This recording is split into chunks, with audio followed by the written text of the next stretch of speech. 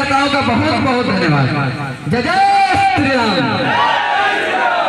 सर्वप्रथम मैं जितने बजरंग दल के कार्यकर्ता हैं सबका बहुत बहुत आभारी हूँ कि कार्यक्रम बहुत ही सुगमता के साथ हमारा प्रारंभ भी हुआ और अंतिम स्थिति तक पहुंच गया, जिसमें हमारा बहुत बड़ा योगदान हमारे प्रशासन के 2 हमारे सिपाही आए थे, उनका भी बहुत बहुत धन्यवाद।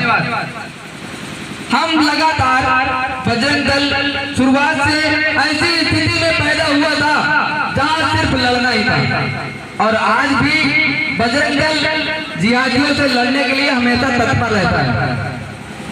हमेशा शोभा यात्रा निकाली जा रही है। क्यों निकाली जा रही है? हमारे ही देश में हमको क्यों हमारा प्रचार करना पड़ रहा है? हमें क्यों हिंदुओं को एक करने की जरूरत पड़ रही है? ऐसा क्यों है? कभी हम लोग ना मंथन करते उसके बारे में, ना ही कभी सोचते। ऐसी स्थिति हम लोग खुद पैदा किए। जातिवाद में बंटना, हम ये हैं, हम पंडित हैं, हम ठाकुर हैं, हम यादव हैं, हम साहू हैं, हम ये हैं, सब अपनी अपनी जाति में परेशान रहते हैं। हमारा समाज क्यों हमसे टूट रहा है? क्यों हमको एकजुट होना पड़ रहा है? हमारे ही देश में हमको रैली निकालने में धमकियां मिल रही हैं कि आवाज स्लो करके चलो। अरे हमारा देश है, हम आवाज क्यों स्लो करें?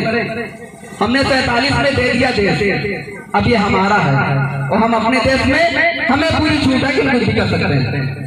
हम संस्कारित हैं, बजरंग दल हमेशा संस्कारित रहा है, लेकिन कुछ शक्तियों ने इन्हें बदनाम करने का प्रयास किया है।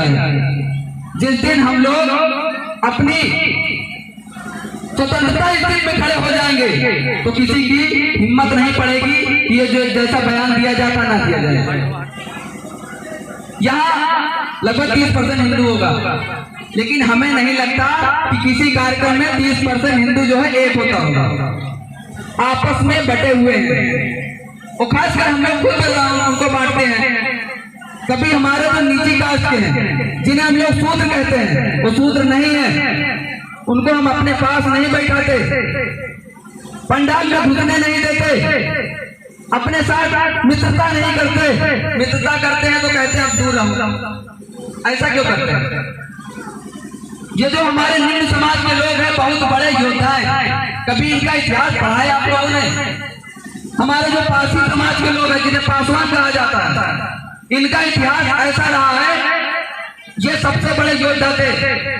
अगर युद्ध, धर्म युद्ध के समय कोई युद्ध होता था तो इनको सबसे आगे किया जाता था, और ये लड़ने में एक एक पासवान समाज का व्यक्ति मारा जो था 100 जिहादियों के ऊपर भारी पड़ जाता था। लेकिन आज हम लोग उन्हीं से ही बट रहे हैं। क्यों ना बटे? क्यों ना धर्म बनाए अगला? अपना अपना धर्म क्यों ना माने?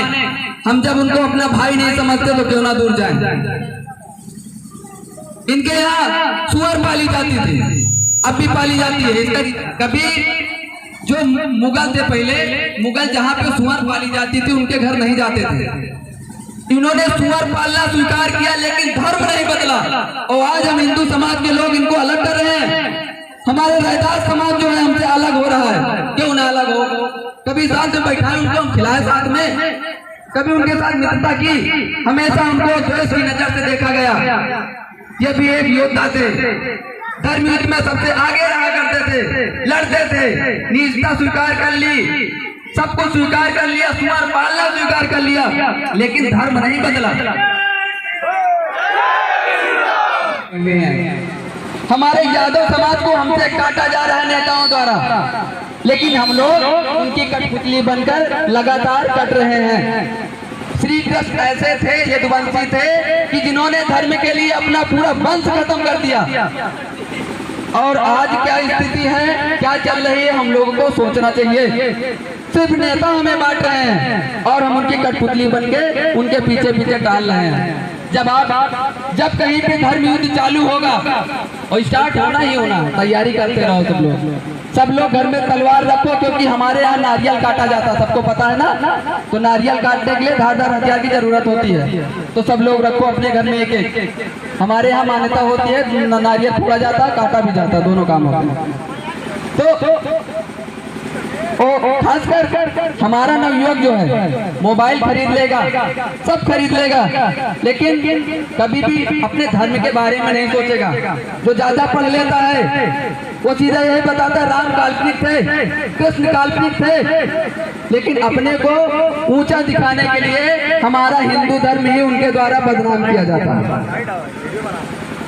तो सभी से अनुरोध है, हमारा जितना भी हिंदू समाज है सब भाई भाई हैं, कभी जातिवाद नहीं चला। 800 साल पहले जब मुगल आए तब जातिवाद बना, क्योंकि सिकंदर पूरी दुनिया जीत के आया था, पूरी दुनिया जीत के सिकंदर आया था, भारत से हार कर गया था। क्यों गया था? क्योंकि यहाँ पूरी जातियां, पूरे समाज एक हो जाता था, जिसका जो भी काम था करता था, लेकिन जब युद्ध लड़ना होता था तो पूरा समाज एक हो जाता था। वहाँ न ब्राह्मण, न क्षत्रिय, न शूद्र, न वैश्य, सबके काम बने थे। अगर पहले जातिवाद ही चलता होता, अगर जातिवाद होता हिंदू धर्म में, तो रविदास जी का नाम सबने सुना होगा, रैदास बिराजी के थे। वो संत कैसे हो जाते, हम लोग क्यों पूछते उनको? हरिश्चंद्र डोम के यहाँ बिके थे, और उनको क्या कहा जाता? सबसे अच्छे और सबसे महान राजा माना जाता था। अगर वो डोम के यहाँ बिकते तो उनका धर्म न चला जाता, लेकिन धर्मराज माना जाता। वो धर्मराज अलग थे और ये धर्मराज अलग है। तो जाति में बंटने का बहुत बड़ा नुकसान होता है। और शुरुआत से आप लोग जानना सुनिएगा, टूटा परिवार तो टूटेगा भारत माता का सपना, टूटा परिवार तो टूटेगा भारत माता का हर सपना, और टूट जाएगा भारत यदि सोचोगे अपना अपना। टूटा परिवार दशहरन का तो अंत तलक न बच पाया, टूटा परिवार दशहरन का तो अंत तलक न बच पाया, लाखों की संख्या में थे पर वंश तलक न बच पाया। टूटा परिवार कौरवों का तो कैसा त्रास हो रहा था, टूटा परिवार कौरवों का तो कैसे त्रास हो रहा था। आंखों के आगे अपनों का नाश हो रहा था, आंखों के आगे ही अपनों का नाश हो रहा था। इसलिए हमारा धर्म भी बता रहा है कि हम लोगों को एक रहना पड़ेगा। अगर आग कोई दिखाए तो आग नोचने के लिए सब लोग एक साथ आ जाओ।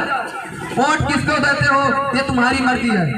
अगर बजरंग दल का कोई कार्यकर्ता है कभी उसको प्रश्न नहीं किया जाता आप किसको वोट दो, लेकिन जब धर्म की बात आ जाती है तो हम सब भाई एक हो जाते हैं। तो सभी भाइयों से अनुरोध है कि आज से जो भी था, मैं आप लोगों से शायद छोटा होगा, किसी से बड़ा होगा, तो सलाह तो नहीं दे रहा, लेकिन ये बात कहूंगा कि अपने समाज को एक रखिएगा, हर कार्यक्रम में एक रखिएगा, चाहे जहाँ राजनीति करो, लेकिन जब धर्म की बात आ जाए हम भाई भाई सब एक। हम अहिंसा के पुजारी थे, हम अहिंसा के पुजारी थे, यही पहचान भी। हमेशा हमने जो भी किया कभी गलत नहीं किया, किसी समाज को गलत नहीं मारा, किसी को छोटी सी बात से किसी का गला नहीं काटा। हम अहिंसा के पुजारी हैं, यही पहचान भी, यही हमारा मान भी, सम्मान स्वाभिमान भी। पर कोई हमारी माँ को आकर के डायन बोल दे, पर कोई हमारी माँ को आकर के डायन बोल दे, शांत मौसम में जहर कोलाहलों का घोल दे।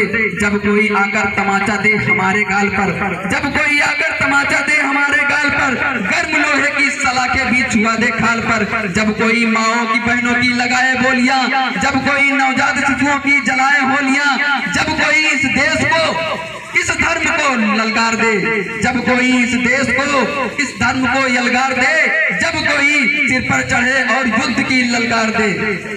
अब उनको कहूंगा जो सिर्फ मोबाइल खरीदते हैं, जो मोबाइल खरीदते हैं, तब भी क्या प्रेमिका के दुपट्टे में मोती जड़ोगे? तब भी क्या प्रेमिका के मोती में, दुपट्टे में मोती जड़ोगे? और युद्ध लड़ना पड़ गया तो क्या दुपट्टों से लड़ोगे? युद्ध लड़ना पड़ गया तो क्या दुपट्टों से लड़ोगे? इसलिए सभी बजरंग दल के कार्यकर्ताओं से अनुरोध है कि आप अगर प्रेम करना है तो देश से करो, हिंदुत्व से करो, धर्म से करो, लोग अपने आप प्यार करना आपसे चालू कर देंगे।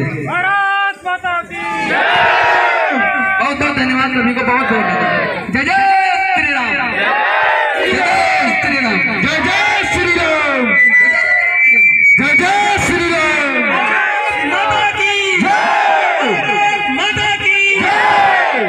मैं एक बार पुनः समस्त ग्रामवासियों को इस कार्यक्रम के संचालन के लिए बहुत बहुत धन्यवाद देना चाहता हूँ। इसके साथ ही हमारे